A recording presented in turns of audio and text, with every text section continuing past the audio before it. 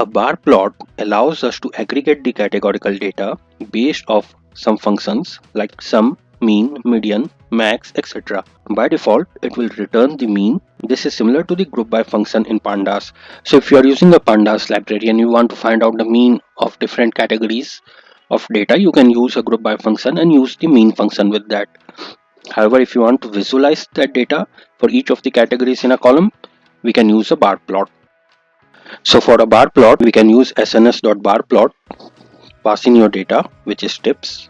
Then on the x-axis, we want the categorical data, so let's use the 6th column.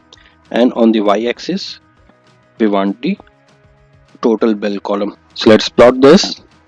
And what this plots is, we have 6 on the x-axis and total bill on the y-axis, and what it returns by default is mean. So for male, it is the average of all the bills, which is just above $20, and for females the average was just below $20. It's closer to $18. So if you want the exact data, you can use the group by function. However, if you want to visualize for all the different categories, you can use this visualization bar graph. Now if you look at the doc string here for the bar plot, we have our data and then what we want on the x and y column.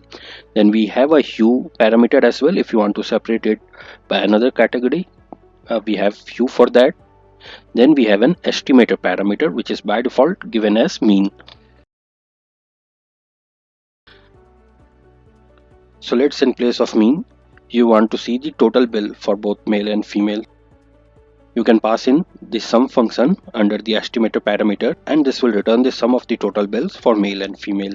Similarly, if you want to check the standard deviation, we don't have a standard deviation function in Python, so you can use numpy for that, numpy.std, and it will return you the standard deviation for that.